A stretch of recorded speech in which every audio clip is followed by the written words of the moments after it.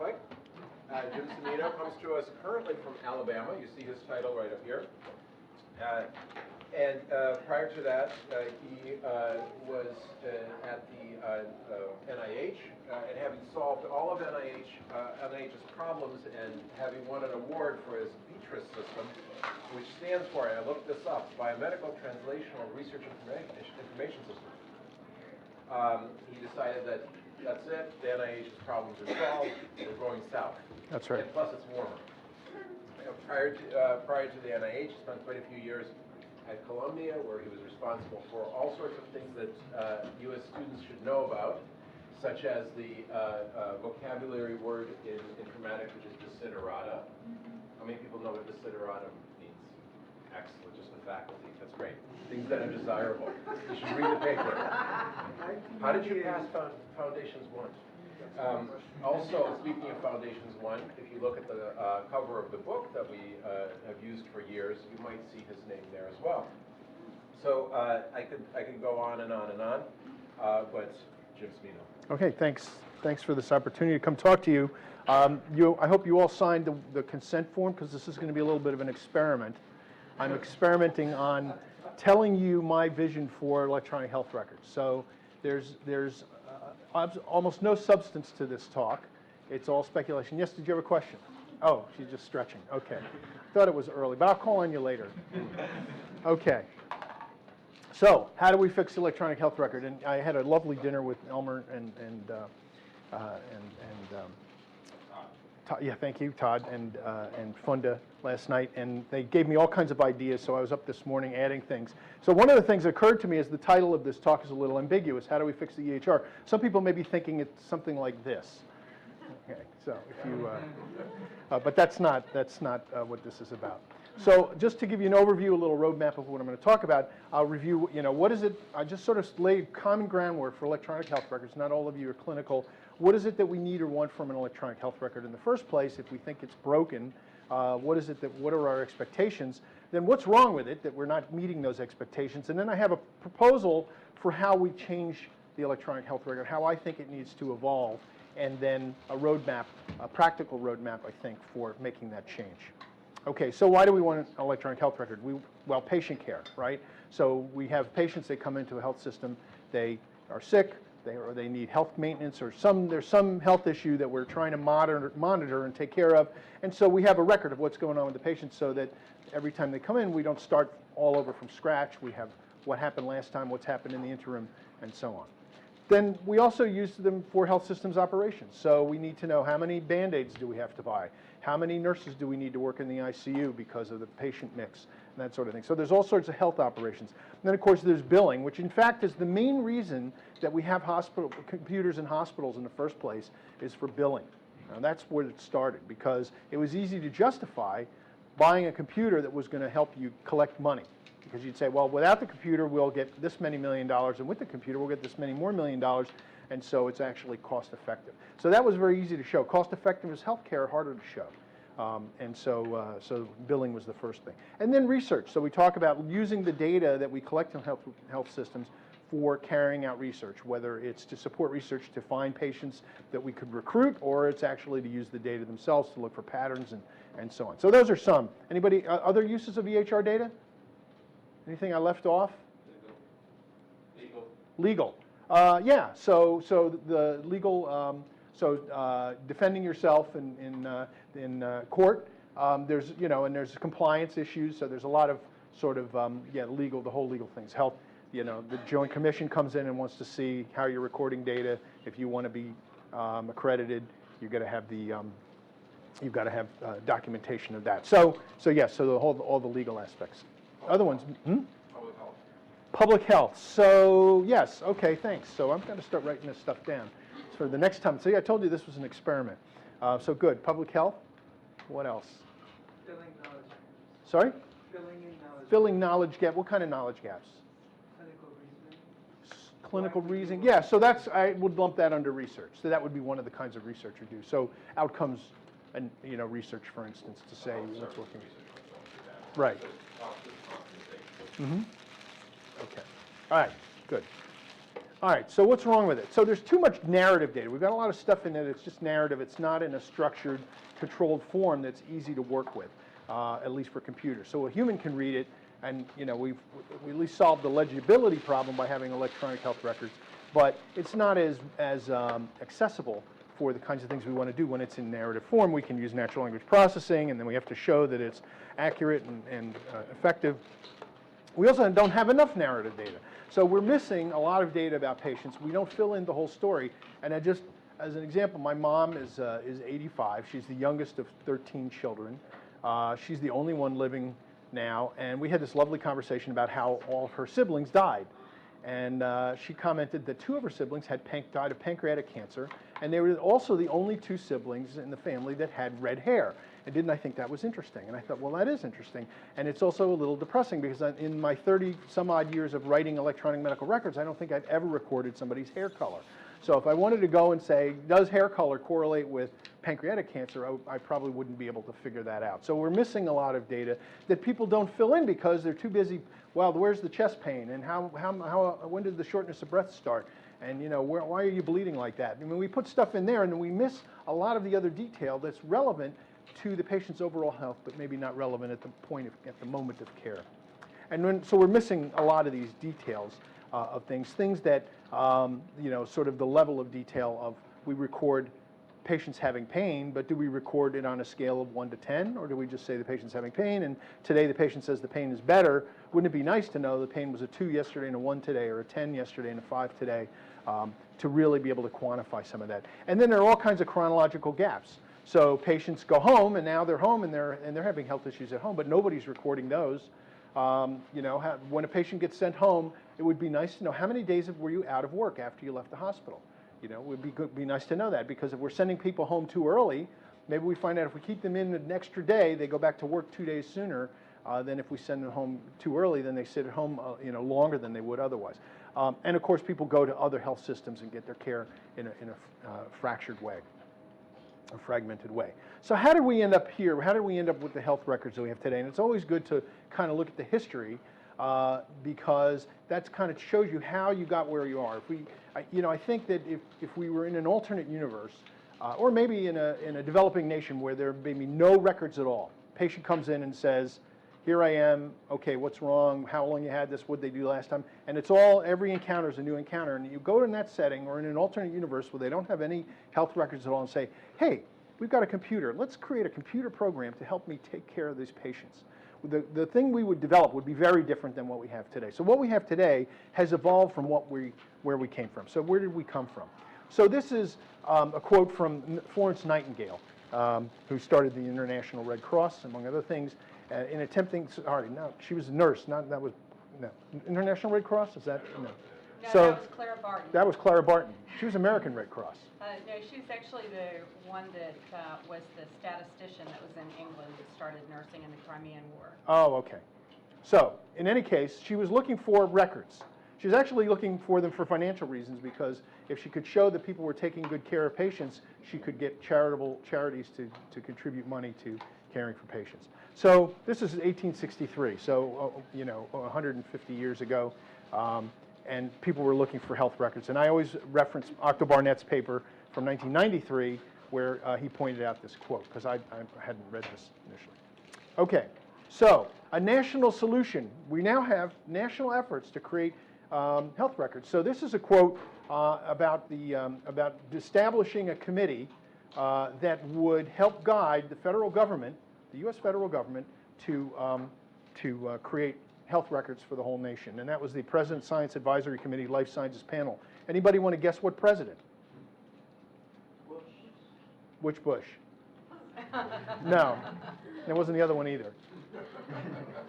Just the Americans, I guess, is okay. It's a little further back. Oh, wow. Johnson. Close, Kennedy. So 1963, and now 50 years later, so we finally have the Office of the National Coordinator that's pushing us. But so we've been asking for this for a long time, but it's been hard to get there. All right, this article is more important than the Desiderata paper. No. Yes, and I recommend that you go and try and go and find this and read it. It's actually it was broken up into 2 pieces. New England Journal of Medicine, 1968. They could be 3 articles. Really? Oh, okay. All right. Read all three then. So actually, Larry Weed and I had a big argument over terminology, and it actually was here in Houston at NASA. We were consulting for NASA together. So Larry Weed is grandfather of informatics, although maybe he wasn't thinking of it that way at the time. But Larry Weed was looking at medical records and saying, these medical records are horrible. We can't tell anything from them. Let's try and create a different organization of them. And this is a typical record. This was taken from the paper. And you can see it's a little diary of what happened. The patient received some insulin, and it was febrile, had a fever, he coughed up something disgusting while you're eating lunch, and and then some other things happen. Don't read this while you're eating lunch. So, all right, so there's Larry Weed giving a talk at Baylor University. This is a little later, 1970s, and you can find this on YouTube. Go look up Larry Weed and Baylor, and you'll find this video, and it's about an hour and a half. You don't have to watch the whole thing, but it's worth watching part of it to see his style and how he's berating everybody. He sounds really friendly, but he's actually berating everybody for doing a lousy job of record keeping. And what did he want? He wanted records that looked like this, where there were enumerated named problems, and there was an impression for each problem. What do you think's going on with this problem? Because when he reads the record, you'll see he pops in there and he's like, well, why was the patient on this drug? Was that for blood pressure? You don't use this for blood pressure. He must have had something else going on. Now they're doing an x-ray. What's the x-ray for? Did the patient fall out of bed? Well, it doesn't say. So he goes through that, just reading these records and embarrassing the house staff at Baylor. So here is, so he's got this problem list, and then he's got plans. And the plans are enumerated also to match up with the problem, so that you can see from the record not only what happened, but what's the thinking of the clinician. And he actually, in these articles, 1968, talks about computers quite a bit. Mentions the things that computers can do, and there's a lot of other futuristic stuff in there, like, for instance, maybe physicians shouldn't be doing physical exams and taking histories. Maybe we should hire people that are specialists in that, and the physician should be reading the information and doing their clinical reasoning. So really, really interesting papers. Well, we haven't, structurally we've gotten to this point. So when you use an electronic health record, it asks you, okay, what are the problems, and you can enumerate them, but it's not represented in a way the computer really helps you. It just says, okay, fill in some text, and maybe there's a control term. It says, okay, what disease do you want to put in here? All right, put rheumatoid arthritis, then you type in whatever the heck you want. And the computer just says, okay, and then if somebody wants to see it, it shows it to you. So it's still just a big diary. All right, and these are the paper records. This is 1968. There were no commercial electronic health record systems. The first commercial health record systems, kind of mid-70s, a little bit. We had one at NIH in 1976 that was actually commercial. But really, everything was pretty much paper back then. And so what happened? So we started building electronic health records. So when they built the first cars, they looked around and said, what should a car look like? They didn't have Back to the Future movies or anything, so they just said, we don't know what a car should look like, but it's kind of like a carriage, only no horses. So let's build a horseless carriage. So this is an early automobile, and you could imagine a horse being hooked up to the front of it, and so that was the design. And then you had to start someplace, and then you want to say, well, okay, what's wrong with this? Let's make it fancier. Let's do a better job. That's what we did with electronic health records. So the first records are kind of horseless carriages. And then you start to realize, okay, we need to make this better because, we're competing. We want to sell a better one. So what do? You build a better horseless carriage, all right? And so you just keep building on the same model as you go along. And, the CAT scan, I had a patient who had a CAT scan once, and he didn't fit in the machine. He was too big to fit in the machine. And I happened to be at a conference where the inventor of the body CAT scan was giving a talk, and at the end I ran up and I said, how did you decide how big to make the machine? And he said, well, we had to start someplace, so we just went out in the hallway and measured a bunch of people and figured out that's how it should be. And I said, well, that was the first one. How come the ones today, the commercial ones, are the same size? He said, because they didn't want to try to redo all the calculations. They just used my calculations and built it, and you couldn't change the size. It was tied to the calculation. So, we have these fancier horseless carriages. And if you go to an electronic health record today, what you see is a diary with a bunch of other things slapped onto it. So it's like, oh, we better do medication reconciliation. Let's add a piece. Oh, we're going to do decision support. Let's add a piece. And they add all these pieces that need other data that require the physicians and the nurses and others to add additional data, redundant data, without really adding to the richness of the data. And, it's sort of a natural evolution. So that's kind of what's wrong with it. So what do we want to do with it? What do we really want to do? Let's think of, if we think about some specific questions we might ask of the record. I think that's a nice way to think about it, because then we can kind of take those questions and reverse engineer what the record should do. So, for instance, so what are the patient's acute problems? Well, there's a problem list, but when you look at it, you can't tell whether it's an acute problem, a chronic problem. So a patient comes in and it'll say myocardial infarction, poison ivy. Which one's most important? Well, you think myocardial infarction, right? No, no. What if the myocardial infarction was 6 months ago and the poison ivy is so severe the patient needs IV steroids to control his discomfort? Then maybe that's more important. But the fact that he had a myocardial infarction, is that relevant or not? It depends on how recent was the MI, because giving steroids to somebody who just had an MI is not such a great idea. So the computer has no idea. The medical record has no idea. It just says, here's all the problems, and you go and look at them and try and figure them out. And one of my students and I like to tell stories. It fills in my lack of knowledge. I had an informatics student, Ching Zhang, who's now on faculty. I think she's moving to George Washington University in DC. I took her on rounds with me. I was attending on the wards, and I went to see this patient, elderly guy, like 90 years old, and he'd had a stroke, he had some dementia, it said, and he was in for pneumonia. So I go see the guy, and he's laying in bed, and I'm trying to talk to him, and he says, and he's not really talking. And I'm reading the record, and I'm trying to figure out, is this baseline? And it says stroke, and I can see he's got a weakness, and I'm trying to figure out, is this new, and what's going on? And he doesn't have a fever, and I asked the nurses, and the nurses don't seem concerned. They said, yeah, that's how he was when we got him. I'm like, okay. So then we go back the next day. It was a weekend. So that was Saturday. I go back Sunday. The guy is sitting up, eating his breakfast, reading the New York Times. All right. So clearly, there was something happened on Saturday that I was unaware of this, because the record didn't help me understand what his. I don't know. Yeah, he was reading the Washington or the Daily News on Saturday, and he was a Daily News person on Saturday. And anyway, had it been reversed, had he been doing that on Saturday, and then I came to see him, he would have gotten a big workup. He might have got a spinal tap. He would have gotten a CAT scan. It was probably medications that he's an elderly guy, and they probably over-medicated him for sleep or something. But it was a little disturbing to think that the medical record didn't tell me enough to understand what was going on with that patient. That's a really common story. It is too common. So what does the physician think is going on? So we have these impressions, and that's in there, but it's not in there in the way the computer can understand and help us. So the computer can't say, oh, you're thinking about this, let me get some information for you to help you. Also, what are the patient's preferences? What does the patient think are the biggest problems? Why is the patient here? Does the patient want this problem fixed, or does the patient want their life extended, or are they sort of, are they looking for palliative care? The computer has no idea. So it's going to recommend things based on the average patient, not based on the patient's preferences. And so we have a number of options that we can do, but we want to go and find the current best evidence, not what I learned in medical school, not what I learned the last time I studied for the national boards or the last time I read a journal, but what is it today that's the best evidence-supported approach for the patient? The computer, we'd like the computer to be able to help us with that. Seems like a reasonable thing. What about genetic influence, personalized medicine, and all this? So what genetic makeup does the patient have that may influence the choices we make? Don't give him that drug, it'll kill him because he's got this variant. Or don't give him that drug, it's not going to work because the bacteria he has have this variant. Or whatever it is. So we want to be able to bring that information to bear. And where is the patient in the process? The patient comes in, we admit the patient, we write a bunch of orders, and now there's a guideline somewhere. I've got it on paper, and I'm following a guideline. Maybe it's in a computer. The computer has no idea where the patient is in that sequence. So we can't say, oh, today we're supposed to do this.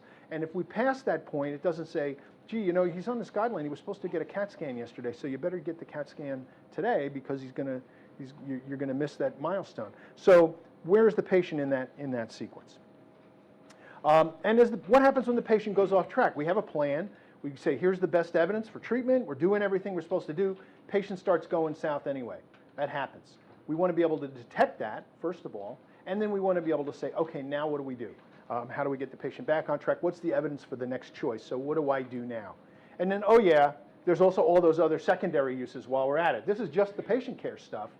And maybe we can do these other things too if we do all that stuff right. So those are just the questions. You could pick one of these and do your PhD on this, okay? Those of you that are PhD students. These are tough questions to answer to get. You can ask a human to do it. You can ask your intern to go off and do this stuff. But how do you get the computer with its vast memory and its attention to detail and the fact that it never falls asleep? How do you get it to do that kind of stuff for you? All right, so the EHR, we have to remember, is information. It's a shadow of reality. We've got our patient, and then we've got this shadow. And the shadows that we see in EHRs now are kind of like this, okay? A flat film, you put a radiation source, you put a film, you take a picture of a patient, and it's a shadow, all right? And then think about when we added computers to radiology. Now this is an MRI, or this is a CT scan. We have much more detail, much better ability to process these data and do things like feature detection and that sort of thing. So this is where we need to move our electronic health records from this shadow. Let's see, this is from that shadow to something that's more computable. Okay, so I have my genealogy. I made this up. I didn't make it up last night, but I've made it up recently. So first generation homegrown systems by informatics groups. Okay, in Utah, in Indianapolis, in New York, in Vanderbilt, in Nashville. So all these places where there was an informatics group that said, we've got to build something that we were applying computers to patient care, and they took the patient record and they said, okay, how do we take that and make it better? People had ideas about things they could add to it, so we'd see decision support, we'd see better visualization, we'd see a lot of enhancements, very clever stuff, a lot of it, but it started there, and they have been gradually getting replaced until I think they're almost all gone. Now they've been replaced by commercial systems. So there was an initial wave of commercialization. Companies would come and they would say, hey, we're going to work with an informatics group and build a system, or we're going to go off in a corner and build a product, and we're going to try to sell it. And there was a lot of that and a lot of thinning of the herd, and then some kind of hang in there, and then other companies came and bought them up and incorporated the code, 30-year-old code, into the products we have today. So the current generation is these mature commercial products that do a lot more than just be a diary for the patient. They're doing billing, and they're doing compliance, and they're doing a lot of other stuff. But in terms of the patient care process and the representation of patient information, really kind of the same thing we were doing 30, 40 years before. But these are mature products, and that's kind of where we're at today, the third generation. So the fourth generation is the next one. What's coming next? And my hypothesis is that if we're going to improve healthcare with electronic health records, the next generation has to do two things. It has to model the state of the patient, and it has to model the strategies of the healthcare process. And I'll talk about that a bit and how we do that. So if those are computer science people, come on, I'm not going to call on you. Just raise your hand, computer science. All right, so 3 computer science people. Really, that's all you have? All right, finite state automaton. If you learned about this, you should have learned about this when you took computer science. You represent the state of some system. And it's got a lot, what's that? You should have learned about this in many places. That's right. So you have a state, it's got a lot of parameters, they have values, and you can move from one state to another with transformations. So if you say, well, I've got a patient state and the patient's potassium is 2. Well, I can move the patient to a better state by giving the patient potassium and raise his potassium. So that would be a state transition for a patient. It's hard to do that, and it's hard to model a patient completely. But I think we could model a lot about patients that once we started understanding what sort of priorities were for the patient care, what the strategy was, we could use these kind of states to build better systems. So that's the state representation. And then there's tactics versus strategy. So right now our system has tactics. Let me talk about the difference. People get confused about this sometimes, using interchangeably. So this is my son playing chess. This giant chessboard, and you think by watching him move the pieces that you know what he's doing. You think, oh, he's playing chess because he's moving this piece here and that piece there, and you don't know his overall strategy. You just see his tactics. You see one move at a time, and that's what we see when we look at an electronic health record. We see, here's the order, here's the impression. We see these little pieces, but we don't see the overall strategy. In my son's case, the strategy was world domination. Okay, so he was really actually trying to get, this was his goal state, but you couldn't tell that till he started to get there. But a strategy is sort of the overall plan for how you're applying those tactics. And electronic health records don't have a representation of strategy. Maybe we'd say it in our note, but we don't put it in a way the computer can go, oh, that's what you want to do. Let me help you with that. All right, so we can look at health records as sort of a cost-benefit or efforts-benefit balance. So there's a lot of efforts, and every time we want the computer to do something new, we create a new effort usually for some poor physician or nurse or allied health professional, somebody, not an administrator, but usually somebody that you're paying a fixed salary to, and you go, oh, now you have to do this extra thing on top of everything else you're already doing, so we can get a better benefit out of the system. So what do we have? We have writing notes. Very tedious process, and if we think about what writing notes, how do we do the note? We do this in medical school. I don't know how they do it in nursing school exactly, but it's probably similar. Okay, doc, you're going to be a doctor, you're going to take care of these patients, you're going to think, you're going to use hypothetical-deductive reasoning, you're going to do a great physical exam, you're going to take a great history, and you're going to plan, and you can do this. Oh, and by the way, you have to write it all down in a note before you go home. All right, so now that's sort of a secondary thing. It's not seen as a primary thing. It's an extra thing on the side, writing that note. And then we came up with all the rules to limit the house staff, how much time the house staff can be in the hospital. So they've got to write it before they turn into pumpkins. And so now they're, frantically writing the note. Or the attendings who are not under that constraint maybe go home and do it on the weekends. And they write their notes at night or in the weekends. And so, what do those notes look like? Are they complete? Are they carefully thought out? Do people forget things because they waited too long? It's not going to be ideal. So that's where we have today. There's order entry. So, we have a lot of work to do order entry, and that takes a lot of time. And mainly because we've replaced this sort of haphazard written approach where there's a lot of sort of generally, understood cultural things about when I write this order, this is what I really want to happen, and we all know that. Now I have to say it very explicitly for the computer, and it's time consuming. And then there's other data entry that we collect for various purposes. And then we have alerts, which is an effort because of the fatigue level that it introduces. So you get 100 alerts, and 90 of those you should ignore, okay, because they're foolish. And 10 of those you should pay attention to. But when you're looking at 100, you go, well, there's 5, I'm going to pay attention to those 5. And then the other ones, you're not seeing 100 at a time, you're seeing 1 at a time, and you're missing 5 of those because that other 90 has overwhelmed you and you just ignore them. So we have alert fatigue, and we're ignoring half of the alerts we should be paying attention to because we have 99 times as many things that are just nonsense. Because the computer doesn't know everything that's going on with the patient. So it says, hey, don't give him this drug. He might have a bad reaction. I'm like, he's been on this drug for 20 years. I don't think he's going to have a bad reaction. But the computer maybe doesn't know that. All right, so where are the benefits? There are benefits. Results review. I can tell you, as somebody who went through his residency when we had paper records, you had to call the lab and wait on hold for the lab results. Result review was horrendous. And so now you can get it anywhere. You can get it from home. You can see all the results in one place. If somebody else has the chart, you can still see the results because it's not. We did great results review at Columbia. I don't know about here, but we did a great job. That's the low-hanging fruit. Well, now, what's that? Wait till you get it. So genetic data is sort of an effort right now because we're putting the genetic data in and trying to figure out how we're going to deal with this, how we're going to cope with this overwhelming amount of data. But the benefit is supposed to be personalized medicine, right? So that we can take genetic data and provide better advice because now we have this underlying genetics.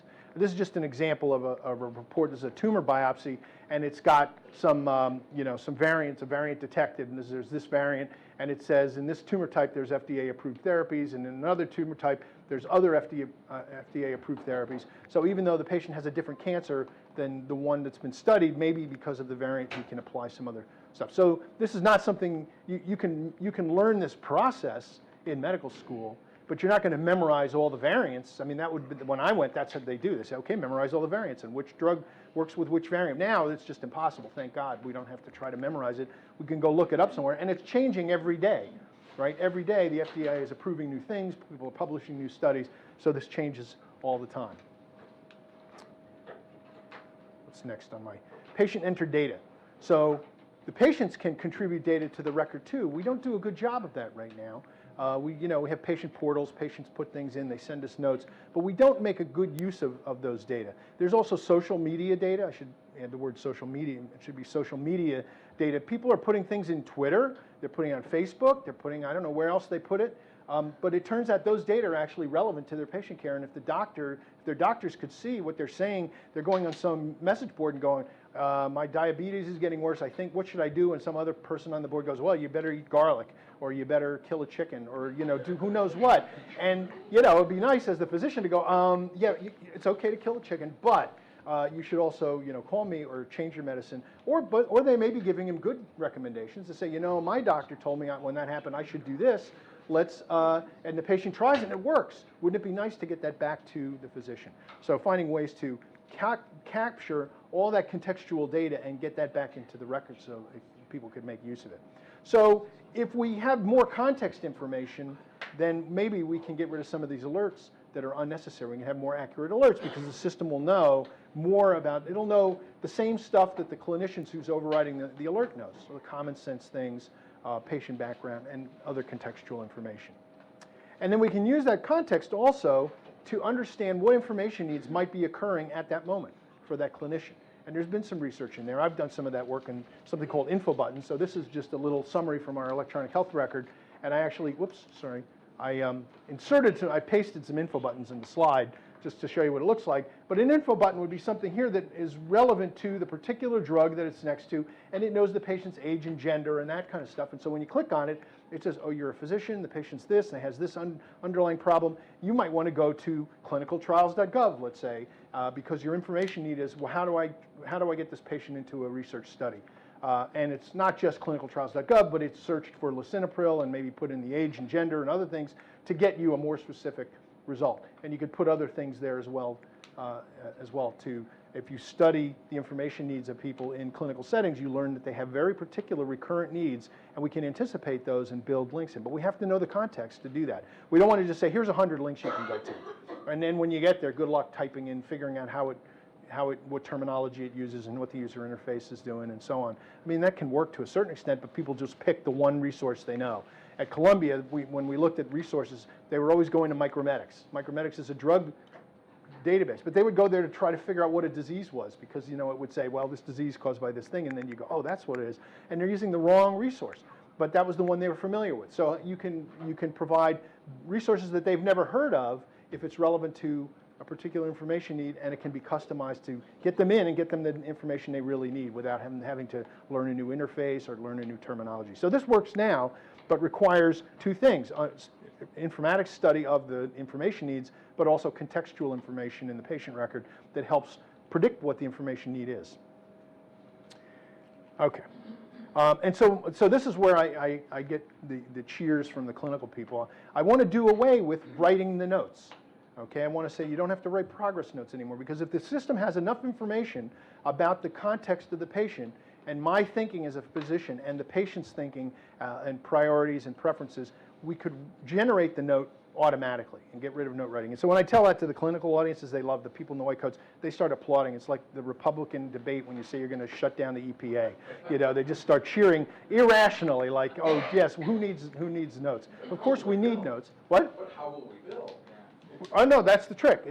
My hypothesis is that we can generate notes that will be useful for the billing process. Very important. You know, you can't keep the lights on if you can't do billing, and you can't do any patient care if they've shut you down. But I think we can do that, because certainly the notes that we can generate will be at least as complete as the notes that we have today. And then we can start looking at developing pathways that the patient can be on and track them through these pathways. And then we can do this research, and we talk about the learning health system, and a system that will take, you know, individual personal records, merge them into the electronic health record, merge them into patient groups through health information exchanges, and get national level information from sort of all the way through, and then we can develop clinical guidelines that go back and affect public policy and actually clinical decision support at an individual level, record the outcomes, and then use those outcomes then, quality measures, to figure out which ones worked and which ones didn't, and update our recommendations and so on. So that's the learning health system in a nutshell. It starts here. It starts with high quality individual data before you can do any of this other stuff. And this is just my research slide. This is I2B2, so a nice repository full of data that you could go in and query to answer your questions. Is there a clock? I have no idea what time it is. It's about 25 more minutes. 25? Oh, I better slow down. Run out of slides. Okay, so I'll tell another story. That's why I always stall. So I had a lovely dinner at Americas last night, and I got a chance to talk to the manager there, who was saying he was having trouble getting cooks to work there. And I thought, really, it seems like it shouldn't be a problem. He goes, well, the first cook I had was a vegan, and it didn't really work out because, you know, we have a lot of meat, and, you know, he didn't really get it. He goes, and then the second one was this guy from England who just, you know, doesn't get the idea of spices, you know, and very important in Americas. I don't know if you've eaten there. It's a wonderful place, just amazing dishes, but the cook just couldn't do it. I said, so is that it? He goes, no, we had a third cook who's an informatician. And I said, so what's the problem with the informatician? He goes, well, instead of cooking the meals, he kept coming out of the kitchen and telling the customers how great the food was going to be. All right. Nobody gets that joke. Okay. So we in informatics and computer science, we tend to sort of say, I can see how to do this better. And so we do a lot of, sort of predictions or speculation. Instead of actually doing it, we just talk about how great it's going to be. So this works everywhere else. I don't know why it doesn't work. Okay, so I have a proposal. This is all speculation now, but I've been doing this for 35 years. I've been working with building electronic health records, and I can kind of see a path forward. And that path forward, first of all, we have to represent richer information about the patient's state in a computable way, something the computer isn't just recording and spitting back or doing natural language processing on, but actually knows, okay, the patient has this condition right now, and I know I can use that information to go run an algorithm, to do a literature search, to pull up a guideline, and so on. So information about the patient's state. We need to model the strategies. What is our goal? What are we trying to reach? How are we going to, what's our general approach to get there? The computer can provide the tactics once we go, look, this patient has cancer and pneumonia, and he can't breathe, and he's uncomfortable, and this guy, we're going to give him antibiotics because his cancer, he's got like a mole, and we're removing it, and it's not a big deal. And yes, he has cancer, but he's got a full life ahead of him. We're going to treat his pneumonia. Here's another patient where the patient doesn't want any unusual measures, so we're going to try some antibiotics, but we're not going to give an antibiotic that's going to make him feel worse, and we're going to try to give him something that helps his breathing that may actually shorten his life because it'll decrease his oxygen, his sense of oxygen deprivation, but it'll make him more comfortable. Those are two different, very different tactics. You have to know the strategy, the goal state for what you're trying to do. And we need more data. We need history data, family history data, travel information. We want to know, we want to know, where did this patient, was this patient just in Western Africa? Is this a place where we need to worry about, communicable diseases in that area? And patient's genetics. So there's a lot more data we have to get, and we have to fill in those gaps and get much more detailed data. We have to take advantage of what existing records do now. I'm not advocating ripping out the systems we have in place. They're too ingrained, and they do a lot of things that we need. We need compliance, we need billing, we need all these other legal things. What we want to do, though, is look at the clinical stuff that those systems, they don't really care what they're just like, yeah, here's a record, whatever. We don't care what it is, as long as we have the billing, as long as we have compliance, as long as here's a progress note that somebody wrote. We get the orders, we send them to the lab, we send them to the pharmacy. That's what they care about, but there's nothing that cares about the quality of the representation of the patient. That's the part we need to work on. So we don't want to disrupt the current EHR. We want to make these changes without disrupting what's there. Okay, so it's disruptive technology that's not disruptive. All right, so how do we do that? So there's I see a road forward that has 3 stages. So the first stage is the black box. Okay, so we have our electronic health record. We have this black box, and we have this electronic health record, and it's got its tables and data in there. And we've got this black box that has the information we need to do all the things that I'm talking about. Don't worry about what's in it or how it gets there. The first question is, how do we integrate that with the electronic health record? Well, we can actually just store it in there because this black box is just a document as far as the health record is concerned. And the health records are very good about storing documents. Oh, you have a scanned-in image of a pathology report from it? Fine, here's a place, we'll put it in there. So it'll store documents, and we want to do that. We want to take advantage of the EHR's ability to do that because it can store it, it keeps it safe, it's for a particular patient, it controls who gets access to that document. So there's a lot of things that it does that are very sort of, mundane, technical things, and we want to take advantage of those. So we have our black box that is going to do all the things we want. All right. So how do we get that back in and out? There's this thing called Fast Health Interoperability Resources, FHIR. It's an HL7 standard that has been developed for sort of lowering the barrier to moving data in and out of commercial electronic health records. So you could use something like FHIR to go, here's a document on this patient. And the system, according to the Office of National Coordinator, these systems are all going to be able to do this. You take the document and store it and go, great. And then if you want it back, let me know, and I'll give it back to you. And we never show that document to somebody in the actual EHR because it wouldn't be meaningful to them. It's a black box. So what's in the black box? Let's open it and look inside. What we put in there is something that is, you know how long it took to make that black box? So this is RDF. I don't know what it is. It's XML. It's a semantic representation of the patient. I don't know what it looks like yet. But if you give me one of those questions from my list, I could reverse engineer that. I could tell, oh, you know what, if we want to answer this, this is what's going to have to be in here, and here's how we're going to have to tag it so computer systems can make use of it. So I can generate this from a bunch of use cases. I can create that, then I pop it in the black box and I store it in the EHR, and then whenever I need it, I pull it back out. Well, then what? Well, then I have applications, and we could use SMART, for instance. And SMART is substitutable medical applications for usable technologies, kind of a contrived acronym. But the idea of SMART is that you could build apps that you could get on an app store to work on your electronic health record. And everything your health record doesn't do, your app could do. And they've been out there and they're fairly successful. And there are things like calculators and that sort of thing. What they don't do is actually write back into the electronic health record. But if we have something like this and these apps can modify this, so we say, oh, here's an app that's going to ask me what you want to do next, and now I put that in here, that can pop back in and we can store it. At least we can store it in there. We still can't act on it. We've got to pull it back out and give it to some other app that decides what to do about it. But at least we can break the problems down. My question list, we can break that down. Some of those apps will collect the data, some of those apps will use the data, but we can all sort of divvy this up and we can solve this problem. All right, so maybe we're getting there. All right, so we call that smart on fire. So people have coined this term, smart on fire, the combination of the external applications and the ability to communicate with the health record. Because there's other stuff I haven't drawn in here that smart or fire will also be able, I should add an arrow, fire can also get data from the EHR tables. So we don't have to put everything in here. We can also pull stuff from the EHR, like the lab results and that sort of thing. Okay, so the fig vine or fig tree starts out as a vine. A strangler fig looks like this. You plant it, it grows as a vine, and it grows around the tree, and it grows up and uses the tree for support. So this is my phase one. I'm using the electronic health record. The tree is my electronic health record, and I'm building this vine that kind of grows up alongside it and has a sort of life of its own. All right, so phase two, we now can say, all right, well, let's start to empower the electronic health record itself. We don't have to externalize everything. I mean, you've got the system there. It does a lot of stuff. It interacts with the clinicians. It can do some of the data collection. What if we start to empower that by making the data available to it? So instead of having a black box in there, I would break this down into what I've been calling the EAV plus table. So EAV is entity attribute value, and this is a model that people typically use when they don't know how to model the data, like I2B2. So it's not that they don't know. They know they're going to get lots of different kinds of data, and they want one thing that can hold everything. So you have a column that says, this is the column for the entity.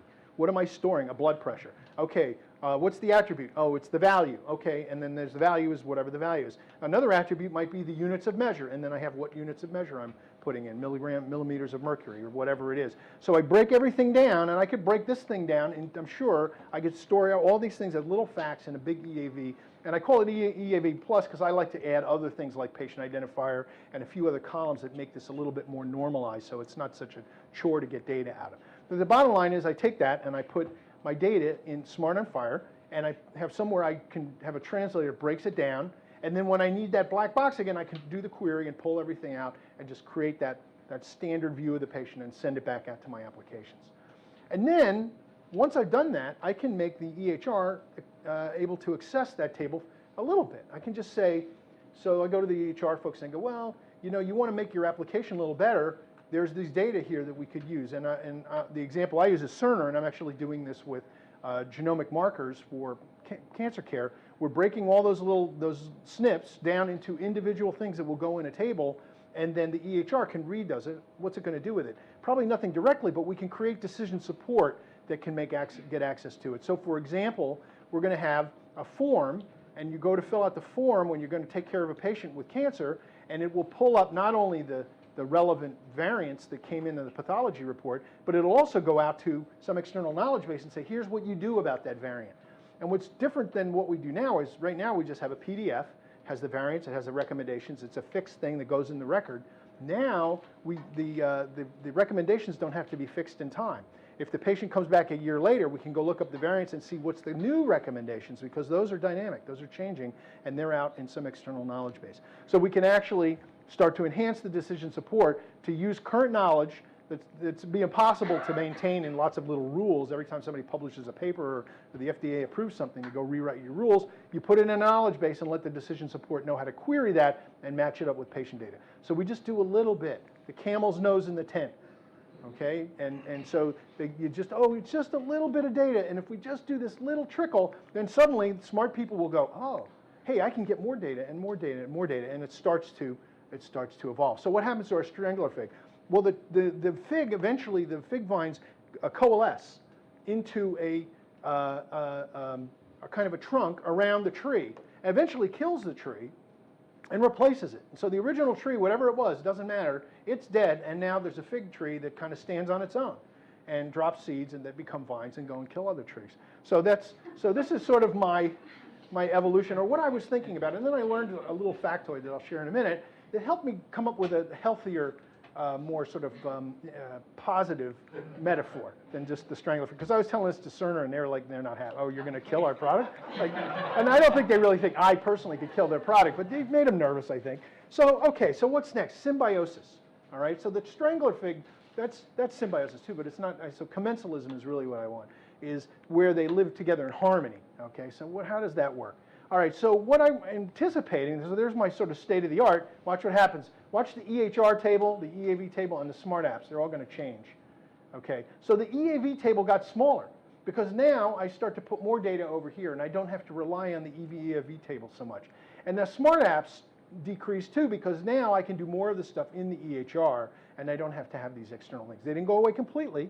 Okay, we still have the mechanism to create new things, but it's a lot easier. So this is how we're going to evolve. And here's the metaphor for this. So this is a cell, some cell, I don't remember what, and we've got bacteria here. Okay, this is Legionella, bacteria that are living inside the cell. Okay, and they're going to kill it eventually. They're going to reproduce enough, and they're going to kill it. All right. Any biologists know what that is? Can you make that out? Guesses? Not the nucleus. So there's the nucleus. What? So what? It's a mitochondria. Yeah, it's hard to see the detail. So that's a mitochondria. Now, what's a mitochondria? Where did we get mitochondria from? No, before that. The original, way back before we were head mothers. They're bacteria. Mitochondria are bacteria. How many people knew that? Now you got to raise your hand or look dumb. Come on. Mitochondria are bacteria that we incorporated into prototypical cells a long time ago, and they provide energy to the cell. A really interesting relationship. They don't kill the cell, but they're in there. They multiply. And if you ever wondered, how come bacteria don't have mitochondria? It's because bacteria are mitochondria. And so we've got here in the same cell, we've got bacteria and we've got mitochondria. But here's the thing that changed my outlook on things. So this is a bacterial DNA. I don't know if it's Legionella. It doesn't matter. It's got its own chromosome, and it replicates the chromosome, and it reproduces, and it uses the chromosome to produce enzymes and proteins, just like any other organism that has a chromosome. Okay, but here's the chromosome of a mitochondrion. All right, it's very simple, and you can use this for genetic family history and all that kind of stuff. But the thing that struck me is, I'm like, how can this be so simple? There's not enough things in there to make everything you need for mitochondria. So I went to read about it to find out why that was. Anybody know the answer? Because, okay, good. So I wasn't dumb. It's something not commonly known. A lot of the chromosomal functions that were originally in the bacterial genome have been acquired or replaced by the host. So it's been an evolutionary process. So instead of the mitochondria have to making some enzyme, the host cell makes it. And the mitochondria benefits from that and doesn't have to do all that extra work. It lets the host cell do that. So it's been an evolutionary process. These mitochondria can't live freely anymore. They don't have enough, they don't have enough genetic makeup to reproduce or to do all the things they need to do. They're very dependent on their host cell, and vice versa. Our cells can't live without mitochondria. Very tightly intertwined. But it's been an evolutionary process that got the genome from that to this. So this now is my EAV table, my original EAV plus table, and here's the new one. It starts to get simpler as the host, the electronic health record, takes over some of these functions. So this is my idea of the evolution, is this three-step process. And I think we can get there without disruption. We have a black box, it's just a document. Hey, Cerner, or Allscripts, can you hold on to this document for me for this patient and give it to me when I need? Sure, okay, I'll hold it. Let me know when you need it. Are you allowed to see it? Is it the right patient? Here you go. Give it back, store it, whatever.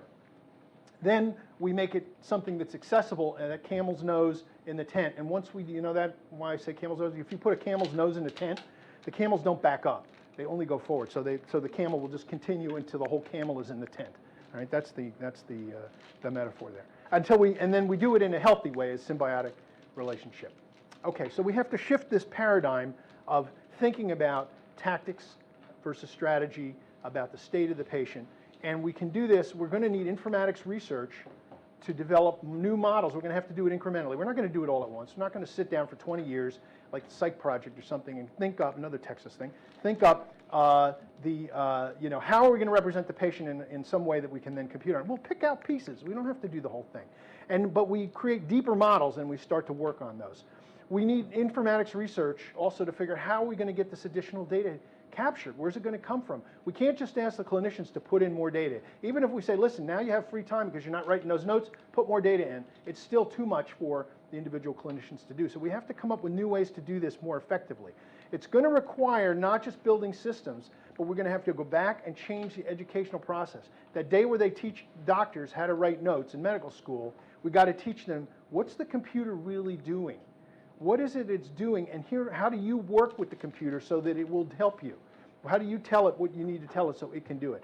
That we have to change in medical school, we got to change it in nursing school, and we got to do it in patient school. We've got to teach patients, this isn't about, oh, you have diabetes, you should do this and don't do that. This is about, you are a patient in a health system. Your life depends on you behaving in a certain way so that the health system can help you. Here's how you give a better history. Here's how you keep track of your travel. Here's how you keep track of what the doctor told you when you went to see an outside doctor, so that when you come in, you contribute useful, usable data, and we find ways to capture those data and make them operational. And Larry Weed talked about this in 1968. Get the patients to contribute more data to the record. And then what about all those apps? Okay, have I just, like, sure, I've done all this stuff, but the apps, those are really hard. It turns out we've been building these apps for decades. Okay, so here's Jing Zheng, who's the student that I brought around on the wards coincidentally, but I took this picture back in 1996 for a talk I gave at the first AMIA Fall Symposium, and those are the SCAMSI proceedings from 1980 to 1995. I was missing a couple of years. I was missing 3 years. Those are SCAMSI proceedings. Those things are full of little 5-page descriptions of apps. Hundreds and hundreds, thousands and thousands of them. And this pile is now would be taller than she is because that was 20 years ago. And we're still doing the same thing, building all these little apps, writing 5-page papers, and publishing them. And then somebody goes, oh, that was cool. And then it dies. The project dies because it couldn't get the data it needed. It couldn't be incorporated in a real system. They were good ideas. They got us tenure. They got us grants. Maybe we, developed something else from that. But there's lots of ideas in there. And now those things could actually appear. So we've been building the apps for a long time. All right, so then you can go back and think about these questions and think about, now, what is that black box going to have to look like? What do I have to have in there to build that? And then once I have that, I go, how do I get that data? Where is that going to come from? And I don't have to do the whole thing at once. I just have to do the pieces that I need for my app. Okay, you know what? I want a knowledge base of current hotspots for infectious disease. I can pull that out of the CDC. I can write a program that'll build my knowledge base automatically. So now all I need to do is have a patient point on a map where they went. Oh, I was here, I was here, I was here, and now I could take that information, or maybe I use their cell phone, or their email, where their email came from, or who knows what. I read their tweets, and I figure out where they were, and I match that up with my knowledge base, and now I have travel history that is usable for looking for possible infectious diseases. So pick any of these things. They're all PhD level projects, and we figure out how do we build that, how do we reverse engineer that black box. Okay, so the take-home messages. First of all, it's about representing the states of the patient in computable ways and strategies also in computable ways so the computer knows what the heck's going on. We define that black box, figure out what's inside, and then we reverse engineer it to get to the point of the data acquisition. Oh, it's very nice to have this in there, but it's pie in the sky. No, we just have to solve a problem. It's an informatics problem. That's what we informaticians do, is we figure out new ways to solve that kind of problem. We don't just write a computer program and say, hey, doc, you got to fill out this form. Okay, that's what the IT folks do, but informaticians figure out a different way to solve that problem. And we find a way to evolve without killing the host. We find a way to bring this into and take advantage of all the things that EHRs do really well, and without having to re-engineer those and start from scratch. And then we have to teach the paradigm to all the players, the patients, the physicians, the families. Everybody that's can contribute data and interact with the system has to know how it works. And it shouldn't just be some neural network that's, well, we don't know how it works, but it's going to tell you something. We tell it, this is why it's doing this, and if you do your part, it's going to do this part, and you'll be able to understand. It's like video games, Kids, if you play video games, the characters and the things in the video games behave in a certain way, and you understand that. You understand what to expect, and if I shoot at this, it's going to do that. If I, buy this, it's going to strengthen this. Whatever it is in the video game, you understand the underlying paradigms. It's not a mystery. You wouldn't be able to play the game otherwise. But when you understand it, then you interact with it and you succeed. And I think that's my last. Yeah, that was my last one. So thank you for your attention. Thank you for being guinea pigs for this talk. I'll appreciate feedback, but right now I'll take questions. Yeah, Todd. So, I mean, I agree the states and strategies would be good. Just looking at sepsis resuscitation, we have, there's a process, there's a clear process. We have no idea when time zero is, no one indicates that. We have no way of tracking that process in time. Doing this, I do modeling, really requires an extremely expressive language. So just, forgetting about how we do the data entry, it has to be very expressive language. And I just wanted to get your feedback. You see, there's a lot of things put into that. It's great. Ontologies are great. There's a lot of them. Alan Rector's written that, the most expressive language we have is natural language, right? And that any ontology that's sufficiently expressive is probably computationally intractable given our current AI technology, right? And if it is computationally intractable, then it's not going to be expressive. He's written about that in terms of clinical terminology. Well, I disagree. I disagree with him. Well, let me add one line to Todd's question. Yeah. How much, so in addition to the language and the expressing all of this stuff, how much would AI have to advance to make this a reality? All right. So the question for those that couldn't hear is is there a language that's expressive enough to do what I'm proposing to do that's computationally tractable? And is AI, and Elmer's edition was AI, how much would AI have to advance to address this? I think that we can, if we divide and conquer this problem into specific problem-oriented tasks, we can get pretty far along. Now, will the whole process break down when we have more than one problem, multiple problems and the systems are fighting over it? I think that's another question we'll have to address. But I think that we can find expressive languages that will be computationally tractable if we break this down into sort of the kinds of things we know. I mean, we think about, all right, I want to treat a patient with a drug, there are a bunch of rules that I have to follow, and there are knowledge bases where I could express those rules. Now, there's always something that, we didn't, so what was Oncosin, gave you rules for how to treat patients with cancer. This goes way back, and people were overriding the rules. Why were they overriding the rules? Because a patient was going to a wedding. Patient's going to a wedding. What does that have to do with anything? Well, the drugs they're giving cause nausea. So the patient would come in and go, I don't want to take this drug today because I'm going to a wedding tomorrow, so give it to me next week after the wedding's over because I don't want to throw up at the wedding. And so they didn't have that model. And so there's always going to be those kinds of things, and we have to recognize that there's going to be places where humans will have to override it. But I think there's a lot we can do because we do so poorly now. I mean, my mom was just in the hospital, and for crying out loud, they gave her magnesium citrate, which is a laxative, and I think they gave it to her because probably her magnesium was like 0.8 instead of 0.9 or something stupid. And they said, oh, we'll give her mag citrate. That's a good idea. Not for a woman that's had half her colon removed, and she's like pooping her brains out. You're all done, right? She's pooping her brains out, and she's called. I said, how you doing, Mom? She goes, well, I'm pooping my brains out. And I go, what did they put you on? Well, they gave me this thing, and it begins with a C. And like, read me the bottom. She goes, citrate. I'm like, citrate? Is it magnesium citrate? Yeah, that's... So, I have to call a doctor and go, she's missing half her colon. Oh, I didn't know that. I'm a cardiologist. What do I know? I think we can do better. I think we can do better than that, There's the story about the two people in a tent, and a bear comes into the campsite, and one guy, they jump up and, they got to get away, and one guy starts putting on his sneakers, and the guy goes, what are you putting your sneakers on for? That's not going to help you outrun the bear. He goes, I don't have to outrun the bear.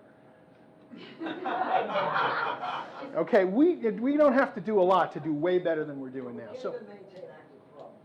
that's right. We can't maintain active problems. So let's study that problem and figure out how we do that. Let's figure out how we represent the problem in a way that the computer can go, this is a past problem, or this is a chronic problem that's not really a problem right now, but will become a problem if certain things happen, like the patient has a positive PPD. When I was at Columbia and I was writing notes, I always wrote that the patient had a positive PPD. That was always in my problem list. Manually writing that note when I was paper notes, because I knew one of these days, one of these patients was going to come in and somebody was going to put them on steroids. And I wanted that positive PPD to be on the problem list so that they would know that that patient had that problem. That was pretty tedious, right? Most people were looking at it, why the heck is he putting this on this list? Or, status post-nephrectomy. Okay, you had your kidney out, big deal. You've recovered from the surgery, you went home, you can live fine with one kidney until somebody wants to take out your other kidney. or they want to give you gentamicin or, some other thing that you shouldn't give people that only have one kidney. So that there are things in the background. How do we represent that so it's not in your face every time? You're not overwhelmed with all this little detail that's not relevant. But when I go to order mag citrate, it goes, this patient is status post a procedure that, maybe wouldn't be such a good idea. And now, of course, the cardiologist doesn't need to know it wasn't taken out for cancer. She had, another problem, and that problem subsided, but now she's left with the complications of the surgery. The cardiologist doesn't normally need to think about it until he's ordering something that he does need to worry about. So how do we model that in some way? And I think we can do that. I don't think that's intractable. And if we do it 99% of the time, or 95% of the time, or even 80% of the time, we're doing way better than we were now. So, and as far as AI, I think the sky's the limit, but I think we can do a lot with what we have today. I think that the reasoning, as I said, the kind of reasoning that we need to do is not so sophisticated. It's just that the human beings don't have the whole picture, and they don't have the perfect memory that the computer can have, and so we can't sort of process all these little details and remember them. But AI, I think, was certainly at that point now. I mean, we've got Siri, talking to us and giving us advice and figuring out what we're interested in. I think we could do at least that well. Yeah. In the Weeds example, that's at Emory, not Baylor. I'm sorry, you're right, Emory. In his example, he was very keen on capturing the patient's story because as an internist, he felt that there's layering way that if you listen to the patient long enough, he's going to tell you what they have. We've lost a lot of that today, but I was wondering if you can comment on, do you think eventually a clinician will be more of a reconciliatory type behavior, whereas, because that's one of the things we always do. We're always reconciling what we know, what we need, and what we need to document from a clinical reasoning standpoint. So do you feel that the data entry will somehow lessen and will become more of a reconciliatory behavior for us clinically? Like Okay, so the question in the back is, are we going to move to the point where the clinicians are doing less data collection and more reconciliation of data that's collected in other places? I think absolutely, and we're doing it now.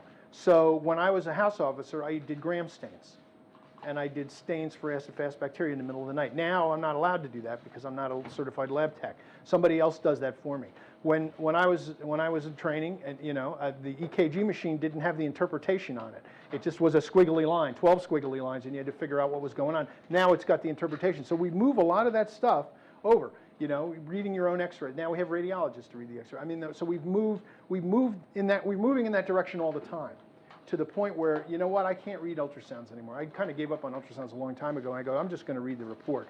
And yeah, it'd be nice. And somebody can see, there's the gallbladder and there's the baby. I'm like, okay, whatever.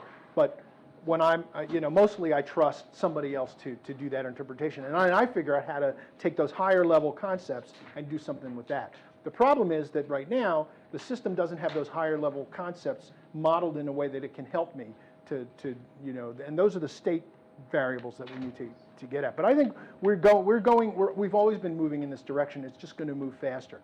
The genetics stuff, they're going to show us a marker. You're not going to go, oh my gosh, he's got lysine instead of arginine there. That means that this protein is going to look like this, and that means that the oxygen dissociation is going to look like that. And we can't reason from first principles anymore. So we just need the system to go, that variant, don't give that drug. Don't worry about why.